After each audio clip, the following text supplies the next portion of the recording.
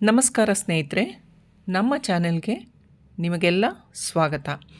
ಇವತ್ತು ನಾವು ಮನೆಯಲ್ಲೇ ಸುಲಭವಾಗಿ ರುಚಿಯಾಗಿ ತೋತಾಪುರಿ ಮಾವಿನಕಾಯಿ ಉಪ್ಪಿನಕಾಯಿನ ಹೇಗೆ ಮಾಡೋದು ಅಂತ ನಾನು ತೋರಿಸ್ಕೊಡ್ತೀನಿ. ನಿಮಗೆ ಈ ವಿಡಿಯೋ ಇಷ್ಟ ಆದರೆ ಒಂದು ಲೈಕ್ ಮಾಡಿ, ಹಾಗೆ ನನ್ನ ಚಾನೆಲ್ನ ಸಬ್ಸ್ಕ್ರೈಬ್ ಮಾಡ್ಕೊಳ್ಳಿ. ಸೊ ಬನ್ನಿ ಸ್ಟಾರ್ಟ್ ಮಾಡೋಣ. ನಾನಿಲ್ಲಿ 2 ಮೀಡಿಯಮ್ ಸೈಜು ತೋತಾಪುರಿ ಮಾವಿನಕಾಯಿ ತೊಗೊಂಡಿದ್ದೀನಿ. ಅದೆರಡನ್ನೂ ಚೆನ್ನಾಗಿ ನೀರಲ್ಲಿ ತೊಳೆದ್ಬಿಟ್ಟು ಒಂದು ಒಣ ಬಟ್ಟೆ ತಗೊಂಡು ಚೆನ್ನಾಗಿ ಒರೆಸ್ಕೋಬೇಕಾಗತ್ತೆ. ಅದಾದಮೇಲೆ ನಾವು ಚಿಕ್ಕದಾಗಿ ಕಟ್ ಮಾಡ್ಕೊಳ್ಳೋಣ ಪೀಸಸ್ನ. ಇಲ್ಲ ನಿಮಗೆ ಸ್ವಲ್ಪ ಉದ್ದಕ್ಕೆ ಬೇಕು ಅಂತಂದರೂ ಕಟ್ ಮಾಡ್ಕೋಬೋದು, ಅಥವಾ ದಪ್ಪ ಹೋಳುಗಳು ಕೂಡ ಕಟ್ ಮಾಡ್ಕೋಬೋದು. ಇದರಲ್ಲಿ ಸೈಜ್ ಏನು ಮ್ಯಾಟರ್ ಆಗಲ್ಲ. ಸೊ ನಾನಿಲ್ಲಿ ತುಂಬ ಚಿಕ್ಕದಾಗಿ ಕಟ್ ಮಾಡ್ಕೋತಾ ಇದ್ದೀನಿ. ಮಾವಿನ ಹಣ್ಣಿನ ಸೀಸನ್ ಬಂತಂದರೆ ಪ್ರತಿಯೊಬ್ಬರ ಮನೇಲೂ ಮಾವಿನ ಹಣ್ಣು ತಂದೇ ತರ್ತೀವಿ. ಸೊ ಎಲ್ಲರ ಫೇವ್ರೆಟ್ ಹಣ್ಣು ಕೂಡ ಮಾವಿನ ಹಣ್ಣು. ಅದ್ರ ಜೊತೆಗೆ ತೋತಾಪುರಿ ಮಾವಿನಕಾಯಿ ಅಂತೂ ತೊಗೊಂಡು ಬಂದೇ ಬರ್ತೀವಿ. ಏಕೆಂದರೆ ಮನೇಲಿ ಚಿತ್ರಾನ್ನ ಮಾಡೋದಕ್ಕೆ ತೋತಾಪುರಿ ಮಾವಿನಕಾಯಿ ಯೂಸ್ ಮಾಡ್ತೀವಲ್ವ. ಸೊ ಹಾಗಾಗಿ ತಂದಾಗ ಒಂದೇ ಒಂದು ಮಾವಿನಕಾಯಿ ಹಾಕಿ ನೀವು ಈ ಉಪ್ಪಿನಕಾಯಿನ ಟ್ರೈ ಮಾಡಿ ನೋಡಿ. ಟೇಸ್ಟ್ ಮಾತ್ರ ತುಂಬ ಚೆನ್ನಾಗಿರುತ್ತೆ. ಸೊ ನೀವು ಇದನ್ನು ಆರಾಮಾಗಿ ಒಂದು 2 ತಿಂಗಳ ಕಾಲ ಸ್ಟೋರ್ ಮಾಡಿ ಇಟ್ಕೋಬೋದು. ಸೊ ವರ್ಷಗಟ್ಟಲೆ ಅಂತೂ ಇಡೋದಕ್ಕಾಗಲ್ಲ, ಯಾಕಂದರೆ ಇದು ಹಸಿ ಮಾವಿನಕಾಯಿ ಆಗಿರೋದ್ರಿಂದ ನೀವು ರೆಫ್ರಿಜರೇಟ್ರಲ್ಲಿ ಇಟ್ಕೊಂಡು ಒಂದು 2-3 ತಿಂಗಳು ಆರಾಮ್ಸೆ ಯೂಸ್ ಮಾಡ್ಬೋದು. ತುಂಬ ಚೆನ್ನಾಗಿರುತ್ತೆ.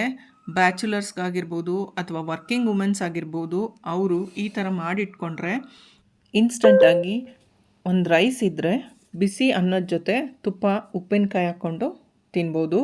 ಟೇಸ್ಟ್ ಮಾತ್ರ ಅಲ್ಟಿಮೇಟ್ ಆಗಿರುತ್ತೆ. ಸೊ ನಾನಿಲ್ಲಿ ಮಾವಿನಕಾಯಿ ಉಪ್ಪಿನಕಾಯಿಗೆ ಒಂದು ಚಿಕ್ಕದಾಗಿರೋಂಥ ಮಸಾಲೆ ರೆಡಿ ಮಾಡ್ಕೊತಿದ್ದೀನಿ. ಅದಕ್ಕೆ 2 ಸ್ಪೂನ್ ಮೆಂತ್ಯನ ಹುರ್ಕೋತಾ ಇದ್ದೀನಿ. ಹುರಿಯುವಾಗ ನೀವು ಫ್ಲೇಮ್ನ ಲೋಲಿ ಇಟ್ಕೋಬೇಕು. ನೋಡಿ, ಈ ಥರ ಕೆಂಪಗಾಗೋವರೆಗೂ ಹುರ್ಕೋಬೇಕಾಗತ್ತೆ. ಹಾಗೆ 2 ಸ್ಪೂನಷ್ಟು ಸಾಸಿವೆ ಬೇಕಾದರೆ ಇನ್ನೊಂದು ಅರ್ಧ ಸ್ಪೂನ್ ಎಕ್ಸ್ಟ್ರಾ ಹಾಕ್ಕೋಬೋದು, ಬಟ್ 2 ಸ್ಪೂನ್ ಆದರೆ ಸಾಕಾಗತ್ತೆ. ನಾನಿಲ್ಲಿ 1 ಮಾವಿನಕಾಯಿಗೆ 1 ಸ್ಪೂನ್ ಅಳತೆ, ಅಂದರೆ ತಿಂಡಿ ತಿಂತೀವಲ್ಲ ಆ ಸ್ಪೂನ್ ಅಳತೆಯಲ್ಲಿ ತೊಗೊಂಡಿದ್ದೀನಿ. ಇದು ಎರಡನ್ನೂ ಫೈನ್ ಪೌಡರ್ ಮಾಡ್ಕೋಬೇಕು. ನೋಡಿ, ಇವಾಗ ಈ ಥರ ಪೌಡರ್ ಮಾಡಿ ರೆಡಿ ಮಾಡಿ ಇಟ್ಕೊಂಡ್ರೆ ಬೇಗ ಆಗೋಗುತ್ತೆ. ಸೊ ಖಾರದ ಪುಡಿನ ಮೆಣಸಿನ್ಕಾಯಿನ ಉರಿಯೋ ಅವಶ್ಯಕತೆ ಇಲ್ಲ. ಹಾಗೆ ನಾವು ಸ್ವಲ್ಪ ಹೊತ್ತು ಬಿಸಿಲಲ್ಲಿ ಇಟ್ಬಿಟ್ಟು ಮಿಕ್ಸಿ ಮಾಡಿ ಇಟ್ಕೋಬೋದು. ಇಲ್ಲ ಅಂದರೆ ರೆಡಿ ಚಿಲ್ಲಿ ಪೌಡರ್ ಸಿಗತ್ತಲ್ಲ, ಬೇಕಾದ್ರೆ ಅದು ಕೂಡ ತಂದಿಟ್ಕೋಬೋದು. 1 ಮಾವಿನಕಾಯಿಗೆ 1 ಸ್ಪೂನಷ್ಟು ಖಾರದ ಪುಡಿ ಯೂಸ್ ಮಾಡಿದ್ದೀನಿ.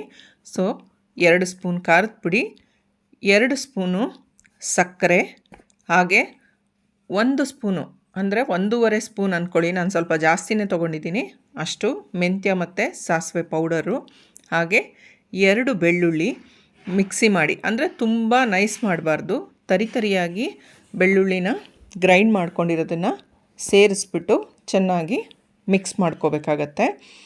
ಸೊ ಉಪ್ಪು ಕೂಡ ಅಷ್ಟೇ, ಉಪ್ಪು ಒಂದು 4 ಸ್ಪೂನ್ ಹಾಕಿದ್ರೆ ಸಾಕು, ಜಾಸ್ತಿ ಹಾಕಬೇಡಿ, ತುಂಬ ಉಪ್ಪಾಗಿಬಿಡುತ್ತೆ. ಅದೆಲ್ಲ ಮಿಕ್ಸ್ ಮಾಡಿ ಆದಮೇಲೆ ನಾನಿಲ್ಲಿ ಒಂದು ಬಾಣಲಿಗೆ 2 ದೊಡ್ಡ ಸ್ಪೂನಲ್ಲಿ 2 ಸ್ಪೂನಷ್ಟು ಎಣ್ಣೆ ಬಿಟ್ಟು ಅದಕ್ಕೆ ಸಾಸಿವೆ, ಕರಿಬೇವು ಹಾಗೆ ಹಿಂಗು 3 ಒಗ್ಗರಣೆ ಮಾಡಿ ಅದನ್ನು ತಣ್ಣಗಾಗೋದಕ್ಕೆ ಬಿಡಬೇಕು. ಬಿಸಿ ಎಣ್ಣೆ ಹಾಕಬೇಡಿ, ಚೆನ್ನಾಗಿರಲ್ಲ ಟೇಸ್ಟು. ಆ ಎಣ್ಣೆ ತಣ್ಣಗಾದಮೇಲೆ ಆ ಒಗ್ಗರಣೆ ಕೂಡ ಈ ಹೋಳುಗಳಿಗೆ ಹಾಕಿ ಚೆನ್ನಾಗಿ ಮಿಕ್ಸ್ ಮಾಡಿದ್ರೆ ನಿಮಗೆ ಇನ್ಸ್ಟೆಂಟ್ ಆಗಿರೋ ಉಪ್ಪಿನಕಾಯಿ ರೆಡಿ ಆಗುತ್ತೆ. ನೀವು ಯಾವುದೇ ರೀತಿ ರೆಡಿಮೇಡ್ ಉಪ್ಪಿನಕಾಯಿ ತರೋದೇ ಬೇಡ, ಮನೇಲಿ ಈ ಥರ ಮಾಡಿ ಇಟ್ಕೊಂಡ್ರೆ 2 ಮಾವಿನಕಾಯಲ್ಲಿ ಮಾಡಿ. ಸೊ ನೀವು 2-3 ತಿಂಗಳು ಆರಾಮ್ಸೆ ಉಪ್ಪಿನಕಾಯಿ ತಿನ್ಬೋದು. ಸೊ ಅಂಗಡೀಲಿ ತರೋ ಅಂಥ ಉಪ್ಪಿನಕಾಯಿಗೆ ಪ್ರಿಸರ್ವೇಟಿವ್ಸ್ ಎಲ್ಲ ಹಾಕಿರ್ತಾರೆ. ಸೊ ಅದಕ್ಕೆ ಹೋಲಿಸಿದ್ರೆ ಇದು ಬೆಸ್ಟ್ ಅಲ್ವಾ?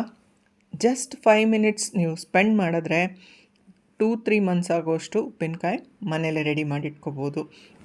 ಇಂಥ ಅನೇಕ ಸಾಂಪ್ರದಾಯಿಕ ಅಡುಗೆಗಳು ನಮ್ಮ ಚಾನಲ್ನ ಸಬ್ಸ್ಕ್ರೈಬ್ ಮಾಡಿಕೊಂಡ್ರೆ ನಿಮಗೆ ನೋಡೋದಕ್ಕೆ ಸಿಗತ್ತೆ.